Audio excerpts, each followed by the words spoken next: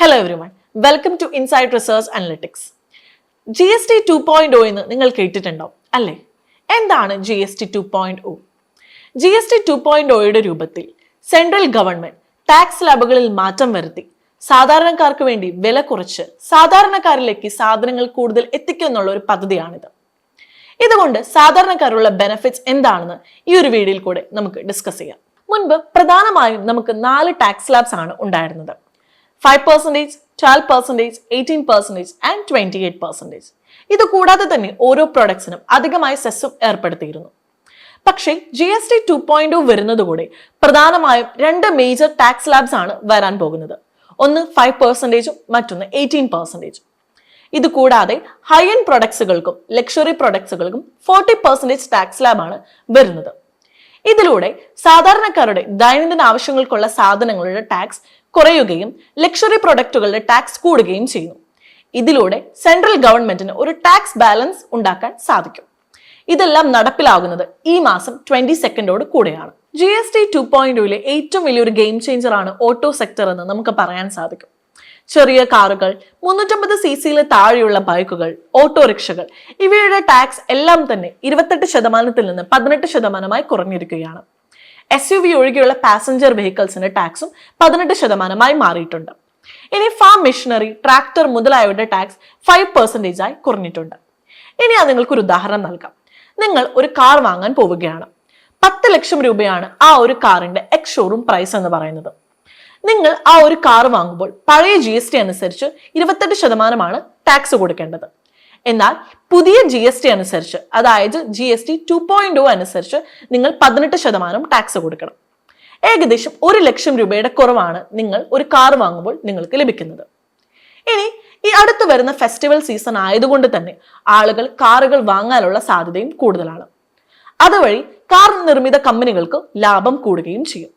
ഇതെല്ലാം നടപ്പിലാകുന്നത് സെപ്റ്റംബർ 22 കൂടെയാണ്. നമ്മുടെ ദൈനംദിന ജീവിതത്തിൽ നമ്മൾ ഉപയോഗിക്കുന്ന ഷാംപൂ, സോപ്പ്, ബിസ്ക്കറ്റ്, ചോക്ലേറ്റ്സ് മുതലായവയുടെ ടാക്സ് 18% നിന്ന് 5% കുറഞ്ഞിരിക്കുകയാണ്.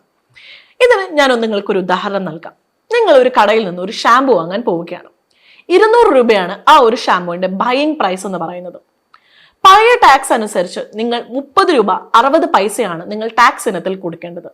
എന്നാൽ GST 2.0 പ്രകാരം 5% ആണ് നിങ്ങൾ കൊടുക്കേണ്ട ടാക്സ്, അതായത് 8 രൂപ 50 പൈസ. ഇനി നിങ്ങൾ നോക്കുമ്പോൾ ആ ഒരു പ്രൊഡക്റ്റിന്റെ വാല്യൂ പ്രൈസ് എന്ന് പറയുന്നത് 200 രൂപയിൽ നിന്ന് 178 രൂപയായി കുറഞ്ഞിരിക്കുകയാണ്. ഇതിലൂടെ സാധാരണക്കാർക്ക് അവരുടെ ഫിനാൻഷ്യൽ പ്ലാനിംഗ് ബെറ്റർ ആക്കാനും സാധിക്കുന്നതാണ്. GST 2.0യിലൂടെ എന്തൊക്കെ മാറ്റങ്ങളാണ് അപ്പാരൽസ് ആൻഡ് ഫുഡ്വെയറിൽ വരുന്നതെന്ന് നമുക്ക് നോക്കിയാലോ. നിങ്ങൾ 1000 രൂപയ്ക്ക് താഴെ എന്തെങ്കിലും വാങ്ങുകയാണെങ്കിൽ 5% ആണ് ടാക്സ് കൊടുത്തിരുന്നത്. 1000 രൂപയ്ക്ക് മുകളിലാകട്ടെ 12%. എന്നാൽ GST 2.0 വരുന്നതിലൂടെ 2500 രൂപയ്ക്ക് താഴെ നിങ്ങൾ എന്ത് വാങ്ങുകയാണെങ്കിലും 5% മാത്രമേ ടാക്സ് കൊടുക്കേണ്ടതുള്ളൂ. ഇനി ഒരു ഉദാഹരണം പറയാം. നിങ്ങൾ 2000 രൂപയ്ക്ക് ഒരു ഷർട്ട് വാങ്ങുന്നു. ആദ്യത്തെ ടാക്സ് അനുസരിച്ച് നിങ്ങൾ 12% ആണ് ടാക്സ് കൊടുക്കേണ്ടത്, അതായത് 240 രൂപ. ഇനി പുതിയ ടാക്സ് അനുസരിച്ച് നിങ്ങൾ കൊടുക്കേണ്ടത് 100 രൂപയാണ്, അതായത് 5% ടാക്സ്.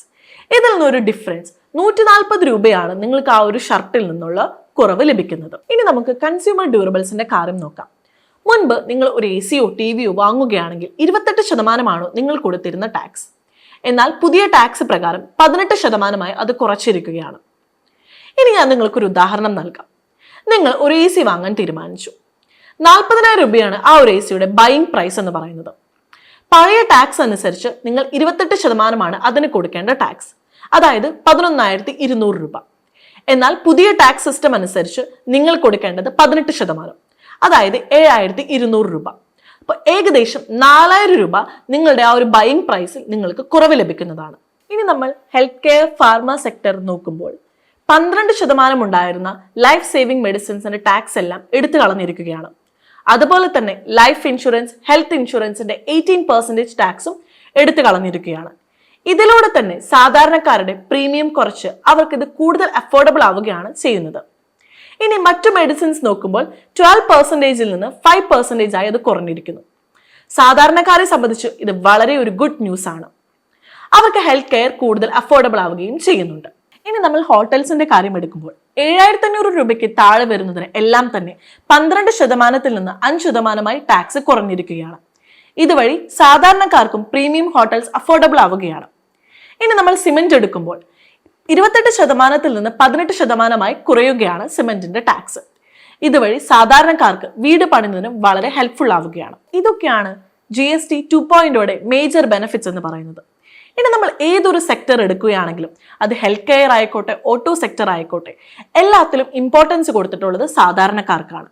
അപ്പോൾ ഇതുപോലെയുള്ള ഇൻഫോർമേറ്റീവ് വീഡിയോസിന് നമ്മുടെ ചാനൽ സബ്സ്ക്രൈബ് ചെയ്യുക. ഇനി അടുത്തൊരു വീഡിയോയിൽ ട്രംപിന്റെ താരിഫ് നയങ്ങൾ എങ്ങനെ ഇന്ത്യൻ സ്റ്റോക്ക് മാർക്കറ്റിനെ എഫക്ട് ചെയ്യുന്നു നമുക്ക് നോക്കാം.